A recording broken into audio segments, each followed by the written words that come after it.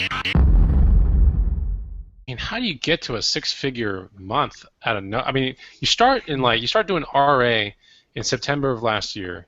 You've cleared 100K in sales last month, right? Last month I did 83K in sales, but my rolling 30-day average right now is about 109,000 in sales. When it came to the start of your growth, like, did you involve loans, credit? I mean, are you still involving loans, and are you credit cards with points? I mean, people do it different ways out there.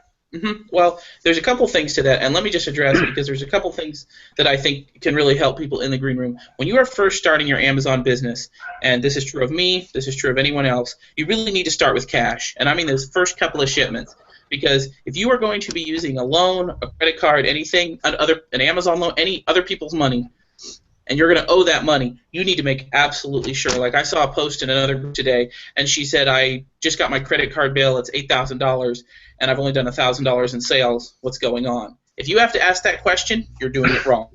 Like that's not cool. So what you need to do, and this is what I did, is you go out, you find products, and I would encourage you, if you have a limited budget, to go to yard sales, go to thrift stores, find books, find things that are super low buy cost, super high profit. And in the beginning, you should not be in a Walmart. You should not be in a Target. You should be at a thrift store, at a yard sale, because you want to spend as little money as possible for as much value as possible.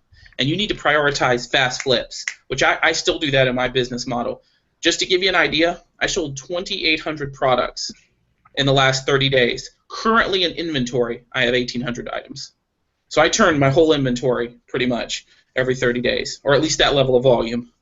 So if you are new, do not use loans, use cash, and by the day you get your payout, you need to try to spend it as quickly as possible on the highest profit you can find. Now, I will say, I got to the point where I said, I know what I'm doing, I want to expand my buying power, and I absolutely did use credit cards. And I would be happy to make some suggestions as far as credit card points. I probably am generating about $800 a month just in credit card rewards points in additional profit. I'm actually getting to the point now where I'm generating enough income that I'm starting to catch up, but sometimes those credit cards give me like a 30-day lead. You know, I'll buy something on the 1st, and by the time I get my payout on the 25th or whatever, I can go ahead and it gives me that extra 25 days. So it let me grow a lot faster. But you do not need credit cards. You can do it without them. It's just instead of doing 6 months, it might take you 12 months, a year, because it let me go.